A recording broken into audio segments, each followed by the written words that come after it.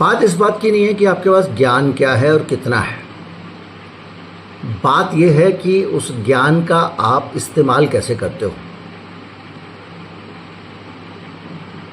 आप जब 5वीं क्लास या 6ठी क्लास में होते हो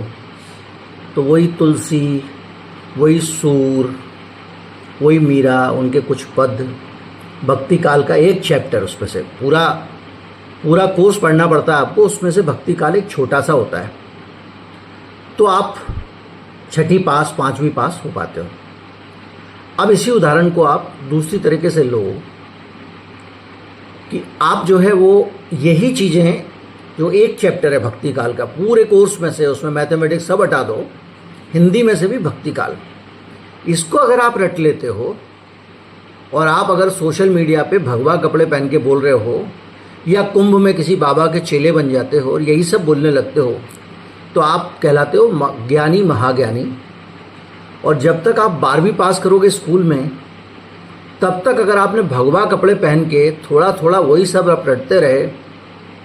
तो आप जो है, हो सकता है कि रोल्स रॉयस में यात्रा निकाली थी एक बार, इस बार बाबा ने, एक बाबा जो है वो अपना प्राइवेट जेट से चलते हैं, ऐसा कुछ हो जाओ। ये अपने आप में एक समाज का कड़वा सच है कि सबसे ज़्यादा जो पढ़े लिखे लोग हैं उनको, जिनके पास में IQ ज़्यादा है, जो दुनिया की ऊंच नीच समझते हैं, जिनको राशन की दुकान से साबुन खरीदना भी आता है, गाड़ी चलानी भी आती है, जिनको 100 हुनर आते हैं, उनके सामने वो जो चौपट आदमी है जिसने सिर्फ वही रटा हुआ है जो आप 6ठी 7वीं क्लास में रट रहे थे